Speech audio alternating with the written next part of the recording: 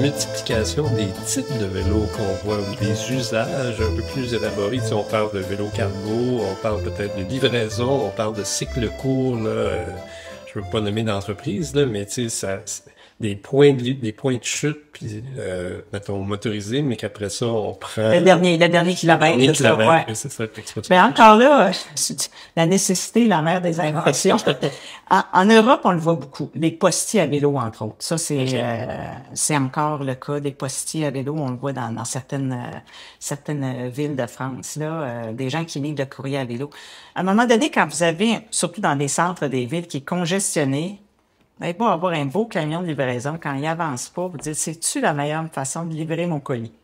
Exact. Alors, les compagnies ont commencé à dire que le vélo cargo, là, c'était absent au Québec. Ça fait peut-être une dizaine d'années qu'on voit ça au Québec, mais c'était pas absent en Europe. Ça se voit beaucoup aux Pays-Bas, au Danemark, dans les pays plats. Parce qu'avant que le vélo cargo devienne électrique, parce qu'il y en a qui sont électriques, vous pouvez pas monter grand-chose avec un vélo cargo. C'est pas facile.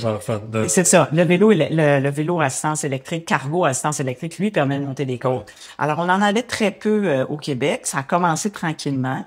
On n'en a pas encore énormément, mais les gens se déplacent donc avec leurs enfants, puis avec des enfants qui sont plus vieux, puis on se dit, ben là, je suis dans un cas où c'est pas toujours sécuritaire pour l'enfant ou d'être sur son propre vélo, je le mets dans le vélo cargo. Donc, le vélo cargo utilitaire, c'est vraiment fantastique. Ça fait des décennies que c'est en Europe, mais ça commence depuis une décennie au Québec. Puis, effectivement, il y a des compagnies commencent à l'utiliser. Donc, que ce soit, on a vu des compagnies de livraison de colis qui commencent à avoir des petits vélos électriques souvent parce qu'ils vont avoir une grosse boîte à l'arrière. À la Ville de Montréal, ils ont certains employés qui vont entretenir les arbres, les horticulteurs qui vont être en vélo. Donc, on commence à réaliser que certaines professions ou certains types de travail auraient intérêt à utiliser un vélo comme moyen de déplacement plutôt qu'une auto. Pourquoi? Parce que c'est congestionné, puis ça avance pas. Exact. Alors donc, le vélo, lui, se faufile partout, la piste cyclable n'est pas congestionnée. Alors donc, ça vaut la peine. Donc, on a vu, mais pourquoi ils le font? Parce que c'est efficace. C'est en premier lieu parce qu'ils gagnent en efficacité à se dire, dans cette ville congestionnée, j'avance pas avec mon auto, avec mon camion, mais à vélo, j'arrive à livrer les coursiers à vélo. Ça fait longtemps qu'on a ça à Montréal. Les coursiers à vélo, au début, étaient très centre-ville, parce que ça fait longtemps que le centre-ville est très congestionné. Bien avant les cônes oranges, le centre-ville était congestionné. Donc, ça fait longtemps que qu'il y a des coursiers à vélo, 30-40 ans qu'il y a des coursiers à vélo au centre-ville de Montréal, puis un petit peu ailleurs en périphérie, bien sûr.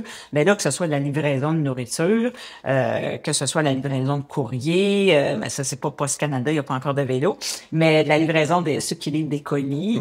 Après ça, il y a déménagement miettes, il y a quelques compagnies de déménagement qui font des petits déménagements sur des plateformes. Alors ça, c'est intéressant aussi.